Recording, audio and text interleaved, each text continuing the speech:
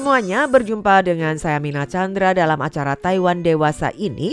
Amina selalu berharap teman-teman sekalian dalam kondisi yang sehat walafiat dan juga sejahtera serta bahagia.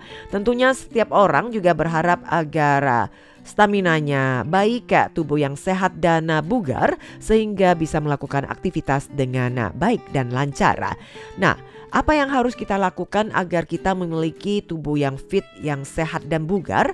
Tentunya kita harus mengerjakan PR yang satu ini. PR seperti apa? Yaitu diet atau pola makan yang sehat. Dan di mana Amerika terus memperbaharui pedoman diet setiap 5 tahun sekali. Pedoman diet seperti apa dan mengapa itu penting dan bagaimana perbandingannya dengan pedoman diet yang ada di Taiwan? Mari kita lihat bersama. Amerika Serikat memperbaharui pedoman diet setiap 5 tahun sekali.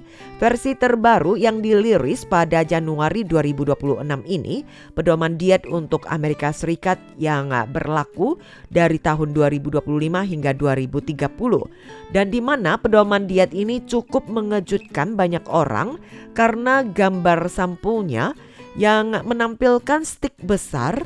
Dan kemudian stik ini yang dianggap sebagai makanan yang harus dihindari, ternyata tahun ini atau pedoman diet kali ini menyoroti stik tersebut atau daging merah, menyoroti perubahan signifikan dalam pedoman tersebut. Maka Kementerian Kesehatan dan Kesejahteraan Taiwan juga menyerahkan draft versi pedoman baru diet negara tersebut pada pekan ini dan tengah meminta pendapat dari publik. Nah, apa pedoman diet Amerika? Pedoman diet Amerika atau Dietary Guidelines for Americans (DGA) yang diterbitkan oleh Kementerian Kesehatan dan Layanan Kemanusiaan Amerika serta Departemen Pertanian yang diperbaharui setiap 5 tahun sekali.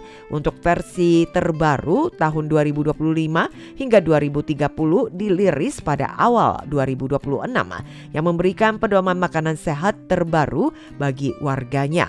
Pentingnya pedoman diet resmi ini terletak pada pengungkapan tentang definisi dan juga perspektif pemerintah Amerika Serikat mengenai pola makan sehat, sehingga memberikan pengaruh di Amerika Serikat terhadap sikap kebijakan, program nutrisi, bahkan perencanaan perawatan kesehatan.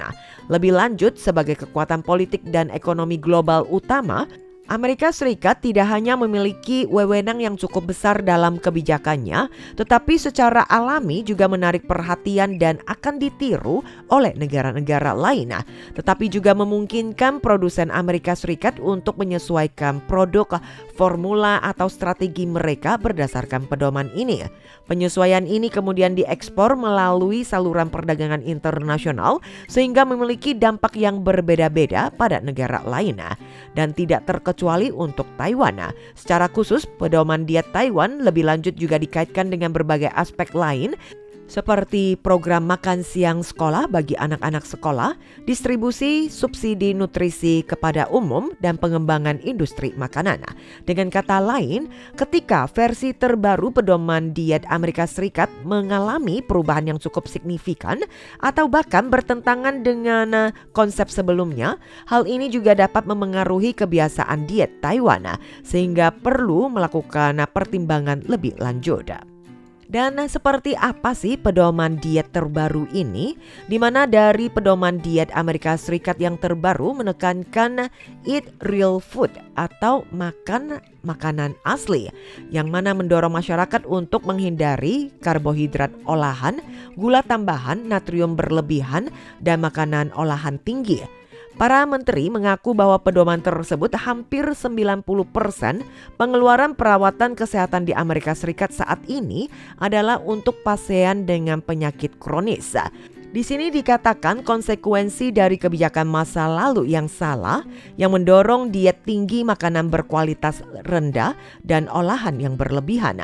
Dan mereka menekankan kebutuhan mendesak untuk menyadari bahwa makanan alami dan kaya nutrisi yang menjadi kunci untuk menjaga kesehatan dan mencegah penyakit, termasuk protein, produk susu, buah-buahan dan sayuran, lemak sehat serta makanan biji-bijian. Dan seberapa besar dampak yang akan berpengaruh terhadap Taiwan? Faktanya, Taiwan yang juga memiliki buku pedoman diet harian yang serupa dengan pedoman diet Amerika Serikat, sebagian besar diperbaharui secara berkala oleh Administrasi Promosi Kesehatan, Kementerian Kesehatan dan Kesejahteraan, di mana versi terbaru dirilis pada tahun 2018. Draft pembaharuan ini diusulkan pada 2 Maret tahun ini. Saat ini masih dalam peninjauan dan juga akan disebarluaskan untuk mendengarkan saran dan pendapat dari pihak lainnya. Akan dikumpulkan hingga akhir Maret. Setelah itu, pedoman diet baru Taiwan baru diumumkan secara resmi. Taiwan yang juga memiliki pedoman diet harian di mana ada beberapa kesamaan dengan pedoman diet Amerika Serikat yang baru, termasuk penekanan pada konsumsi makanan utuh dan asli dengan kepadatan nutrisi tinggi, di mana membatasi gula tambahan, makanan gorengan, dan juga pengendalian porsi makanan. Kemudian rekomendasi diet Taiwan yang membagi makanan menjadi 6 kategori utama yang terbagi ke gandum, telur dan ikan, produk susu, sayuran, buah-buahan, minyak dan kacang-kacangan. Versi saat ini mengatakan bahwa dengan pertimbangan gaya hidup masyarakat saat ini yang semakin tidak aktif, perubahan ketersediaan makanan serta pola makan ala masyarakat Taiwan modern. Tujuan utamanya adalah mencegah agar mereka tidak kekurangan nutrisi, dan di mana panduan ini yang juga menggabungkan temuan penelitian untuk mengurangi risiko penyakit jantung atau kardiovaskular dan kanker, serta menawarkan rekomendasi diet yang sesuai untuk masyarakat modern saat ini. Mengenai asupan protein, panduan ini juga mengutamakan makanan nabati dan lemak sehat, menyarankan untuk mengkonsumsi dengan urutan seperti ini: kacang-kacangan, ikan, telur, dan daging. Kemudian terkait dengan asupan lemak di kalangan masyarakat Taiwan termasuk tinggi, maka dalam pedoman ini merekomendasikan penggantian daging berlemak tinggi dan minyak goreng diganti dengan kacang-kacangan atau biji-bijian. Lebih lanjut, untuk mengatasi asupan kalium dan kalsium yang tidak mencukupi dalam diet masyarakat Taiwan, maka pedoman ini yang juga merekomendasikan bisa konsumsi biji-bijian olahan dan juga bisa menggantikan nasi putih dengan nasi merah. Draft terbaru atau berdasarkan versi saat ini memberikan panduan yang lebih rinci di berbagai kalangan usia, kebutuhan dan juga kebiasaan makan. Panduan ini menjelaskan karakteristik dan alternatif dari jenis makanan umum, baik ukuran porsi dan juga efek edukatif, sehingga bisa meningkatkan jumlah buku panduan ini dari 26 halaman menjadi 109 halaman. Selain itu, rancangan undang-undang baru ini secara khusus yang juga mengenalkan makanan sehat dan konsepnya secara eksplisit menghimbau masyarakat Taiwan untuk mengadopsi diet berbasis nabati, menyeimbangkan kesehatan dan juga lingkungan yang sehat. Masyarakat yang juga bisa mengikuti petunjuk dalam panduan tersebut untuk menentukan kebutuhan kalori harian mereka dan membandingkan faktor-faktor seperti tinggi badan, berat badan dan juga tingkat aktivitas mereka sehari-hari. Gak mungkin toh dengan kondisi fisik seseorang yang sama, tetapi karena pekerjaan atau aktivitas mereka yang berbeda, mereka juga harus mengasup makanan yang sama. Oleh karena itu, banyak pertimbangan yang juga harus diperhatikan.